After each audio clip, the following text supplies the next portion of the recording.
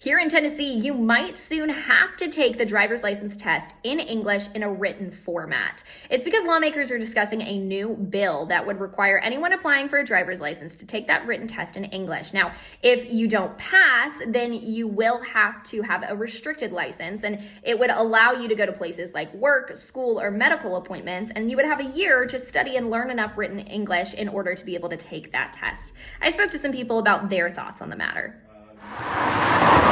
Driving is a privilege, it is not a right. Representative Kip Capley is sponsoring the bill and presented it to the Transportation Subcommittee. He says it's an issue of public safety. All of our signs are in English. All of our traffic commands are given in English.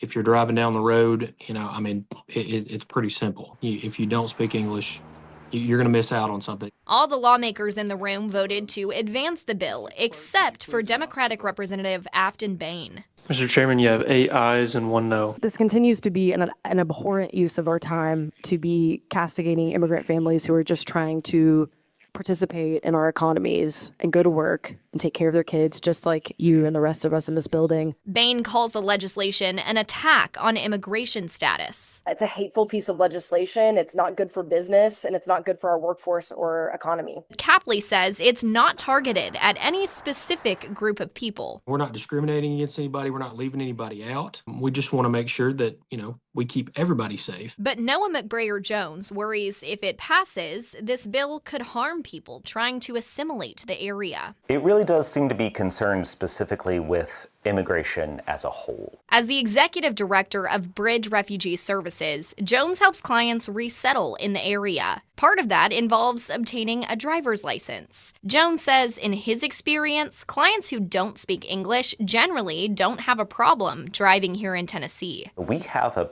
pictographic driving society. People can recognize the stop sign even if they, for some reason, cannot read the 4-letter word on that sign. But Capley says there are other signs that do require an understanding of English. If you see a sign that says, wet road conditions, please slow down, you can't read that, then you're not going to be able to you're not going to be able to prepare yourself for whatever's coming. That's why Capley says it's important for people to take the written driver's license test in English. But Jones says there might be an unintended consequence. U.S. citizens who are pre-literate will not be able to get this because they will not be able to take the English language test.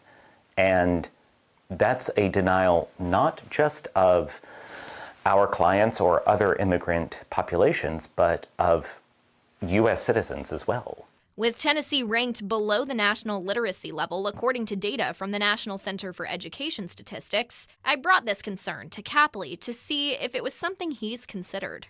Do you have any concerns about native English speakers who might not have the ability to take the written test? I'm not sure, I guess. So I don't know. That would be an interesting. I feel like it would apply to them too, I guess. I don't know. That's a good question.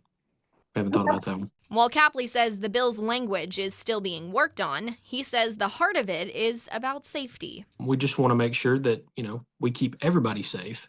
And we got it set up in the bill to where there's a year-long provision where you can get a temporary license in your own language.